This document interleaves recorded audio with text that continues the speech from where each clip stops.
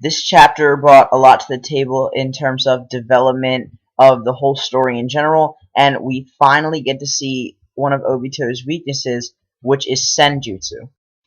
And Naruto does this boss move. He smashes Obito into the ground with the Rasengan because Obito was talking a lot of smack on Minato. And he does this Rasengan, Naruto does, just like Minato did 16 years ago when Obito attacked the village. And it was just so cool to see that he's becoming just like his dad, and it just reflects how close he's become to being at the Hokage level.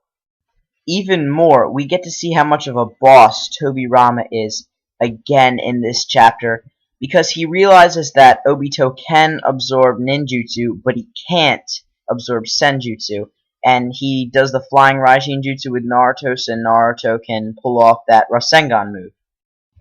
Also, Naruto's intelligence is increasing tenfold as he realizes that Obito couldn't absorb Gamakichi's jutsu, and Gamakichi's a toad. So what he did was he went into Sage mode, and Obito could not absorb the Senjutsu.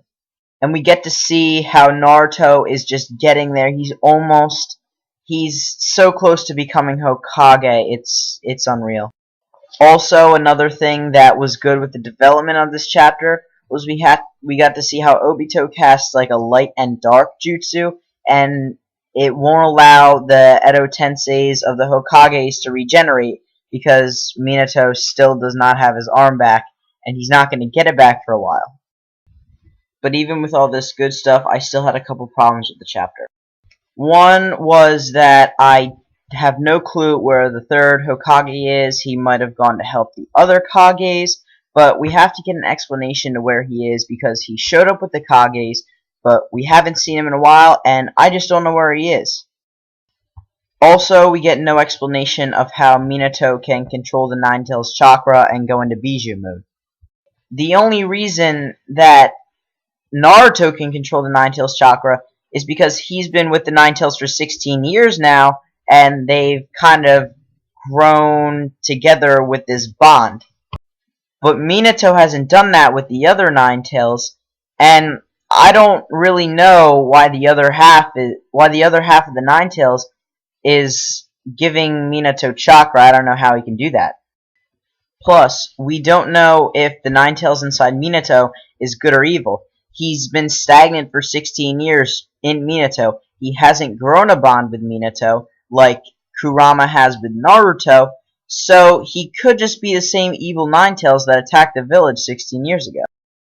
Although he did give Naruto a compliment after he smashed Obito into the ground with the Rasengan, saying that was quite the speech your son gave there, and he managed to move my other half. And it doesn't really give away that he's good or evil, but I mean, it might lean in the direction of good.